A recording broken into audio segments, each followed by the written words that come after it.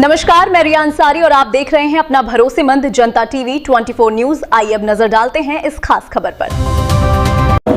देखिए, जब माननीय मुख्यमंत्री जी उत्तर प्रदेश योगी जी जब बने थे, उससे पहले की हालात इस उत्तर प्रदेश के अंदर ये थी कि गाय सड़क पर दिखती थी, लेकिन 4-6 दिन में 8 दिन में वो गाय गायब हो जाती थी, गोवंश ही पूरा गायब हो जाता था। इस तरह की स्थितियां चलती थी। लेकिन जैसे ही माननीय मुख्यमंत्री योगी जी मुख्यमंत्री बने इस प्रदेश के, उन्होंने बागडोर संभालते ही उन्होंने पूरे उत्तर प्रदेश के कत्लखाने बंद कर दिए और जो गाय थी वो सड़क पे आने लगी, गोवंश सड़क पे आने लगा। पूरे उत्तर प्रदेश के अंदर एक लगभग 7,714 गोवंश के लिए गौशालाएँ स्थापित कर दी गई।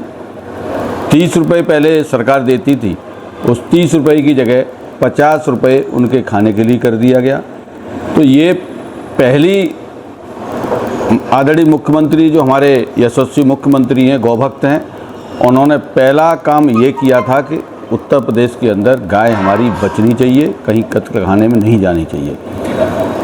पूरा पहले गौवंश का संरक्षण होना चाहिए, संरक्षण फिर संवर्धन। तो अभी तक संरक्षण चल रहा था, लेकिन अब पूरे प्रदेश के अंदर ये प्लान पूरा सरकार का बना है कि किस तरह से हम गाय से समृद्धि ला सकते हैं, कैसे हम युवाओं को रोज़गार दे सकते हैं।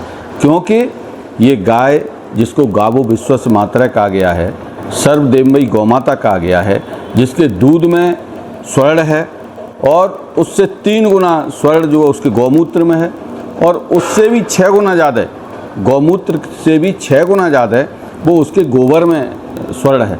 इसलिए उसको गौमय बसते लक्ष्मी कहा गया है। हमारे ऋषि मुनियों ने उसको ये सारी रिसर्च करने के बाद ये सब बातें कही गई हैं।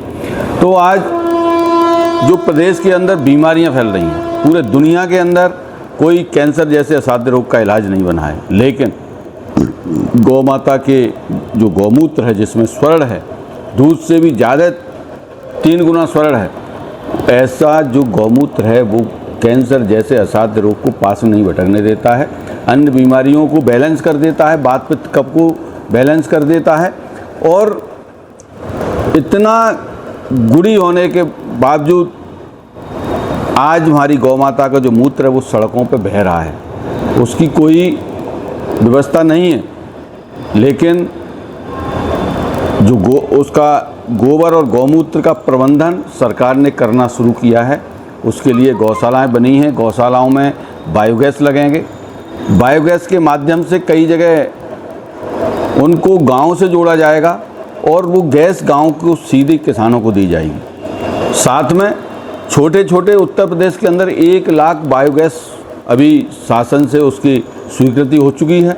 अभी 2 जुलाई को एक IIT दिल्ली में हम लोगों की पूरे देश के जो बायोगैस बनाने वाले, बायोगैस को चलाने वाले, ऐसे प्रगतिशील किसान, ऐसे सारे लोगों को बुला के एक बड़ी बैठक 2 जुलाई को हो चुकी है।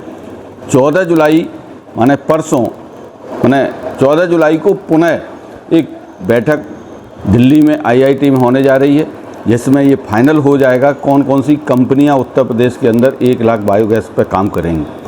और यही जो गौमाता है, इसी का गोबर और गौमूत्र, इसके माध्यम से युवाओं को गौ उत्पाद के माध्यम से रोज़गार मिलेगा। क्योंकि गाय के उत्पाद आज पूरे देश और दुनिया में बिकना शुरू हो गए हैं। क्यों कि गाय के गोबर से जो पेंट बनता है वो टेम्परेचर को 4 डिग्री कम कर देता है। गाय के गोबर से धूप बत्ती जो बनती है, घर का वातावरण पॉजिटिव कर देती है। गुनाइल बनती है तो वो पॉजिटिविटी घर में आ जाती है। गाय का घी तो आप जानते हैं सबसे अच्छी रसायन है जो कोलेस्ट्रॉल को समाप्त करता है। जब भैंस का अगर कोई घी खाता है तो कोलेस्ट्रॉल बढ़ाता है, गाय का घी कोलेस्ट्रॉल समाप्त करता है। गाय के घी को 2-2 बूंदें अगर नाक में कोई व्यक्ति डालता है तो उसकी 35 तरह की लगभग ये बीमारियां हैं वो दूर हो जाती हैं। ऐसे गौमूत्र का उपयोग, उसके उत्पाद और इसके साथ में जो आज हम जहर खा रहे हैं पूरे देश के अंदर, पूरे उत्तर प्रदेश के अंदर हर घर में जहर हम लोग खा रहे हैं जाने अनजाने में, वो केवल और केवल गाय का जो गोबर है, गौमूत्र है, उसके द्वारा बायोगैस लगेगी, उसका गोबर गौमूत्र बायोगैस में जाएगा, वो हमको किसान को गैस देगा, गैस से जो गैस की समस्या है वो समाप्त हो जाएगी और उसकी जो खाद बनेगी उससे खेती होगी। मैंने तो इसका मॉडल बना रखा है मेरे यहाँ, ये बिना खाद के और ऊसर की मिट्टी में यहाँ हरी चारा भी लगा हुआ है, सब्जियाँ होती हैं। तो इस तरह के पूरे प्रदेश के अंदर कई कार्यकर्ताओं के मॉडल खड़े हैं, लोग उनको देखने जा सकते हैं। तो इतनी जो गौमूत्र है, उसका गोबर है, उसकी इनसे बीमारियां दूर होंगी, पानी की खपत कम होगी, शुद्ध और विष रहित भोजन मिलेगा। सबसे बड़ा पैसा दो चीज़ों पर खर्च हो रहा है। एक खर्च हो रहा है कि जो बीमारियों पर बहुत बड़ा पैसा खर्च हो रहा है। WHO की जो रिपोर्ट है, WHO की रिपोर्ट कहती है कि 2030 तक इस तरह से ही पेस्टिसाइड और DAP और यूरिया पड़ती रही तो हमारे प्रदेश और देश की आधी आबादी को कैंसर हो जाएगा। इसको रोकने की किसी पर कोई व्यवस्था नहीं है। ये हॉस्पिटल हैं, ये किसी को रोकेंगे नहीं, बीमारी रोकते नहीं हैं। ये तो जब बीमार हो जाता है तो लोग भर्ती हो जाते हैं। लेकिन अगर हमने प्राकृतिक खेती करना शुरू किया, विष मुक्त भोजन करना शुरू किया, तो हमको हॉस्पिटलों में जाना ही नहीं पड़ेगा, हम बीमारियों से बच जाएंगे, हमारी आर्थिक स्थिति उन्नति हो जाएगी। हमारे युवा हैं वो गांव-गांव गाय के गोबर के उत्पाद बनाएंगे, गाय के गोबर की ये सारी चीज़ें बनाएंगे और पूरा देश नहीं तो पूरी दुनिया का मार्केट खुला हुआ है, उन्हें रोज़गार मिल जाएगा। वो अपने गौशाला से 4 गाय ले जा सकते हैं और उसका पैसा सरकार दे रही है। अपने घर में बायोगैस लगा लें और बायोगैस लगाने के बाद प्राकृतिक खेती करें, गाय की सेवा भी होगी, अपने माँ बाप की सेवा करें। और जो 8,000 10,000 की नौकरी करने जो बाहर जाना पड़ता है, उसे नौकरी करने नहीं जाना पड़ेगा, वो अपने घर में ही स्वावलंबी खड़ा हो जाएगा और अपने माँ बाप की सेवा भी करेगा और देश का काम भी करेगा, क्योंकि विषमुक्त भोजन पैदा करेगा, प्रकृति को बचाएगा, पर्यावरण को बचाएगा, पानी को बचाएगा। और बहुत बड़ा पैसा है, आज 2 लाख करोड़ से ज़्यादा सब्सिडी में DAP और यूरिया की सब्सिडी में चला जाता है। वो पैसा ये किसान का बच्चा, हमारी गाय माता की शरण में आने के बाद सर्वदेवमयी गौ माता है, ये हमारे पूरे देश को बचा सकती है। और ये इसमें अहम भूमिका होगी कि वो हमारा गौपालक, हमारा किसान जो अपने खूंटे पर इस गाय को बांधेगा, गाय भी बच जाएगी, हम सब लोग बच जाएंगे, पानी भी बच जाएगा, प्रकृति भी बच जाएगी। ऐसा बड़ा लक्ष्य लेकर हमारी सरकार प्रदेश के अंदर काम कर रही है और इस साल किसानों को खाद देना भी शुरू होगी और ये जो है बायोगैस सब्सिडी पे किसानों के लिए लगवाई। तो कई तरह की चीज़ें, क्योंकि अभी तक उसको निराश्रित गौवंश कहा जाता था, लेकिन अब वो निराश्रित नहीं रही है, वो हमारे लिए सर्वदेवमयी गौ माता माने सारी समस्याओं के समाधान को अपने में समेटे हुए है। हमें उसका लाभ लेना है, उसको अपने खूंटे पे लाना है और इसके साथ काम करना है। तो निश्चित रूप से हमारा प्रदेश है, हमारा देश है, इस गौ माता की शरण में आने के बाद हम लोग दुनिया के सामने आज जो समस्या विश्वव्यापी जो हमारे देश के सामने समस्या है, वो गैस की समस्या है, खाद की समस्या है और तेल की समस्या है। अगर हम जो है अपने इस गोबर से, गौमूत्र से स्वावलंबी खड़े हो जाएंगे, हमें गैस मिल जाएगी, गैस के द्वारा जनरेटर चलाएंगे, ट्रैक्टर चलाएंगे। IIT कॉलेज दिल्ली में ट्रैक्टर चल रहा है, कार चल रही है, डॉक्टर BK विजय जी हैं वहाँ IITian, और उनकी मोटरसाइकिल चल रही है, सब कुछ चल रहा है, उसके जनरेटर चलते हैं। आपको ऊर्जा की बाहर से लाने की ज़रूरत नहीं है, ना डीजल की पड़ेगी और ना इसकी पड़ेगी। तो धीरे धीरे हम स्वावलंबी खड़े हो जाएंगे, दूसरे देशों के सामने भी हमें हाथ फैलाने की ज़रूरत नहीं होगी।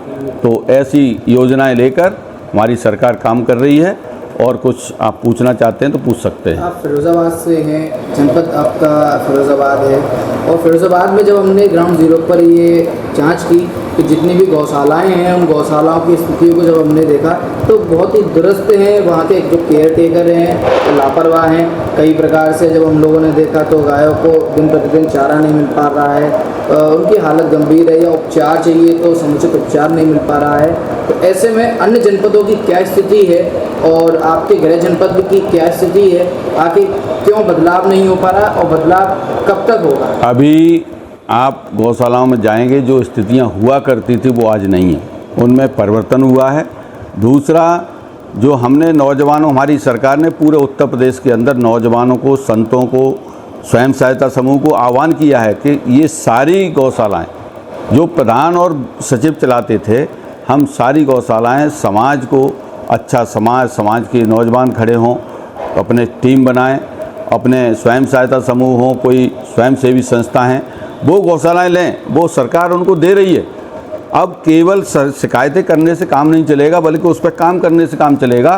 तो आप इसमें बताइए कि भाई कोई भी नौजवान अच्छा काम करना चाहता है, गाय पे काम करना चाहता है, उसको 50 रुपये सरकार दे रही है। आपने टीम की कहा, अभी आपने कहा कि टीम बना करके काम करिए। तो जनपद फिरोजाबाद की अगर हम बात करें तो कई ऐसे यहाँ युवा संगठन हैं जिन्होंने जो है गाय को लेकर अपनी टीम गठित की है और लगातार उस पर अपना कार्य कर रहे हैं। ऐसे में उन पर कार्रवाई भी हो रही है, उनका जो मनोबल है वो गिर रहा है। उस स्थिति में आप क्या कहेंगे?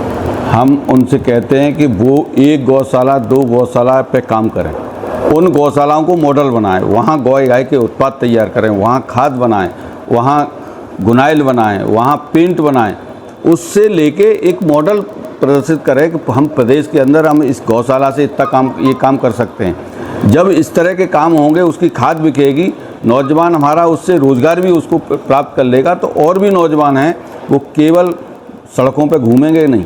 यहाँ ऐसे भी लोग हैं जिनको पुलिस ने बंद किया था, गाड़ियों से पैसे वसूली करते थे, उनको जेल भेजा गया था। तो जो काम करना चाहते हैं वो आएँ, 1 गौशाला लें, 2 गौशाला लें, पूरी टीम बना के। लेकिन केवल घूमने से ये गाय का भला नहीं कर सकता है कोई।